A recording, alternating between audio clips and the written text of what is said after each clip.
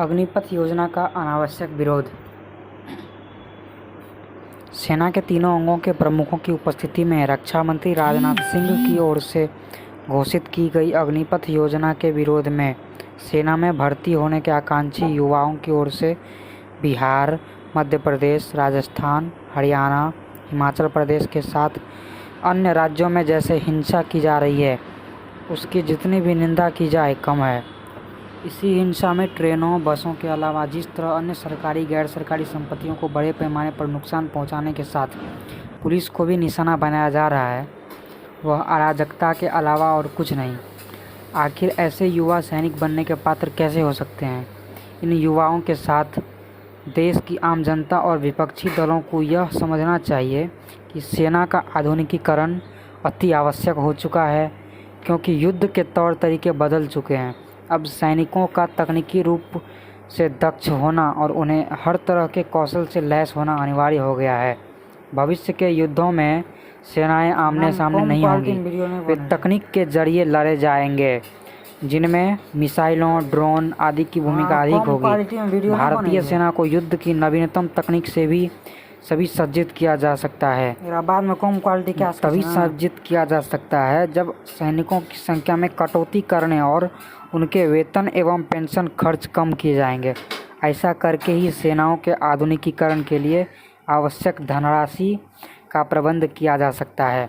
ध्यान रहे कि भारत न तो अमेरिका जैसा अमीर देश है और न ही चीन जितना आर्थिक रूप से सबल राष्ट्र। ऐसे में रक्षा बजट का उपयोग सैन्य बलों के आधुनिकीकरण में होना चाहिए, न कि नई रेजिमेंट खड़ी करने में। यह समझ जाना चाहिए कि सैनिक बनना सरकारी नौकरी करना नहीं है।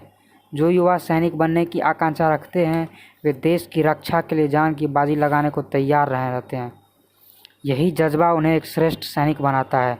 जो युवा अग्निपथ योजना के विरोध में हिंसा कर रहे हैं, उनके रवैये से यही प्रदर्शित हो रहा है कि वे सेना में भर्ती को आम सरकारी नौकरी समझ रहे हैं।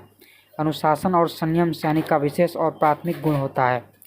आखिर उन युवाओं से अनुशासित रहने की अपेक्षा कैसे की जा सकती है जो सड़कों पर उत्पात मचा रहे हैं और राष्ट्रीय संपत्ति को स्वाहा कर रहे हैं?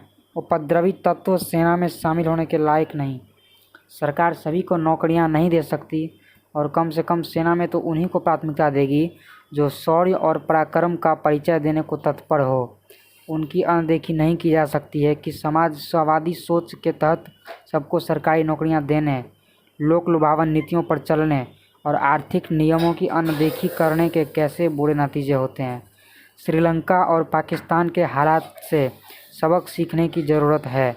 सेना में भर्ती के लिए अग्निपथ सरीखी योजना समय की मांग है। जब अमेरिका, चीन, दक्षिण कोरिया, रूस जैसे प्रमुख देश अपने सैन्य तंत्रों में बदलाव ला रहे हैं, तब भला भारत को पीछे क्यों रहना चाहिए? एक अरसे से यह महसूस किया जा रहा था कि भारत के लिए अपने सैनिकों की औसत आयु घटाना आवश्यक हो गया है। अभी औसत आयु करीब 35 वर्ष है। अग्निपथ योजना पर अमल से यह 26 वर्ष हो जाएगी। आमतौर पर 30 से 32 साल के सैनिक विवाहित होते हैं और उनके बच्चे भी होते हैं। इसके चलते उनमें जोखिम लेने की उतनी क्षमता नहीं होती जितनी अविवाहित और कम आयु के सैनिकों में होती है। कम आयु के युवा कहीं अधिक जोशीले भी होते हैं। इसे इससे भी समझा जा सकता है कि खेल जगत में 22 से 24 साल के खिलाड़ी 30 से 32 साल के खिलाड़ियों पर भारी पड़ते हैं। देश की सुरक्षा के लिए यह ज़रूरी है कि हमारे सैनिक युवा, फुर्तीले और खतरों से खेलने के लिए तत्पर हो।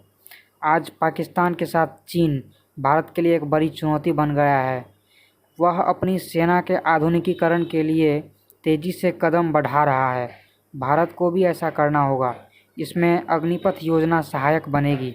इस योजना का एक लाभ यह भी होगा कि देश में अनुशासित और देश सेवा के लिए प्रतिबद्ध युवाओं की संख्या बढ़ेगी। जो सेना से प्रशिक्षित होंगे, वे कहीं अधिक अनुशासित और मानसिक रूप से सुदृढ़ होने के साथ दक्ष भी होंगे। वे उन चारित्रिक गुणों से लैस भी होंगे जो राष्ट्र निर्माण में सहायक होते हैं। यह मानना सही नहीं कि अग्निपथ योजना के तहत 4 साल तक अग्निवीर यानी सैनिक के रूप में सक्रिय रहने के बाद उनके पास रोजगार के अवसर नहीं होंगे। वे अर्धसैनिक बलों और पुलिस में कहीं आसानी से समायोजित हो सकते हैं। इसके अलावा भी उसके पास अनेक अवसर होंगे, क्योंकि केंद्र सरकार के साथ साथ राज्य सरकारें भी इसके लिए व्यवस्था करने में लगी हुई है। इसके अलावा निजी क्षेत्र भी इसके लिए प्रयास कर रहा है। औद्योगिक संगठन योग्य युवाओं के अभाव की शिकायत कर रहे हैं, उसे दूर करने का काम अग्निवीर आसानी से कर सकते हैं। जय हिंद, जय भारत।